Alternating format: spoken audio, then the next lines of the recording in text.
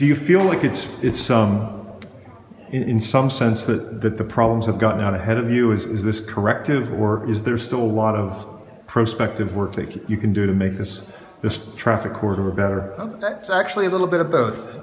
The western portion in Susquehanna and maybe western Lower Paxton, a lot of that's already been developed, and it's a little bit reactive there to look at what development could be left there, what land uses may be appropriate there that the transportation system can accommodate, and how can we integrate that well. Whereas the eastern end, toward West Hanover Township, eastern end of Lower Paxton, South Hanover, and certainly out in East Hanover Township, those areas have much more development potential.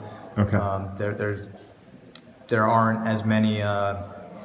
There's not much congestion through there. There's some safety concerns and some bike and pedestrian mobility concerns. Not as much in the way of actual traffic congestion. So in that way, we'd like to have some recommendations from access management to land use that to prevent some of the situations that we're seeing in Susquehanna and western Lower Paxton from spreading to those municipalities as well. Okay.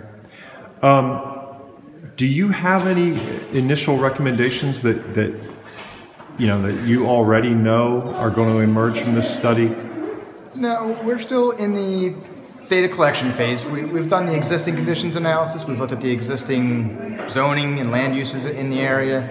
We've started to look ahead a little bit at potential future land uses, but really haven't gotten any further than that. Once we get confirmation of what our future land uses might be, we'll develop a couple of alternatives. We'll run traffic analysis for those development patterns to determine what the impact of the roadways may be, and then we determine, okay, are these improvements that are needed for this development feasible, or is that practical? Should we scale back the development a little bit? And at that point, we really hone in on what our recommendations are. I can tell you that there's been a lot of concern that we've heard about bike mobility along the corridor, really the whole corridor from Hershey out to the river along 39 as well as 743. Also, pedestrian mobility has been a concern.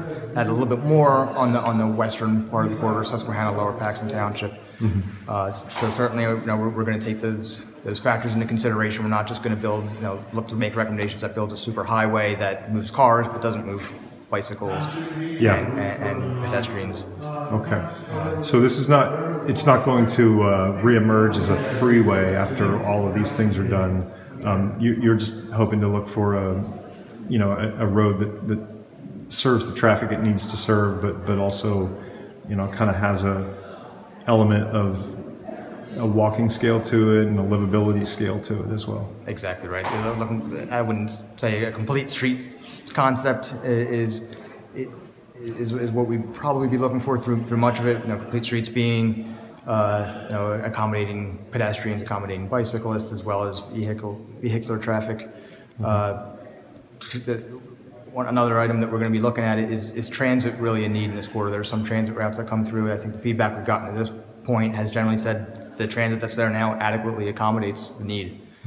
Is that going to change in the future with different development and different types of land uses? Maybe there might be a bigger need in the future. So also looking at the transit side of things in addition to the bike and pedestrian mobility. Okay.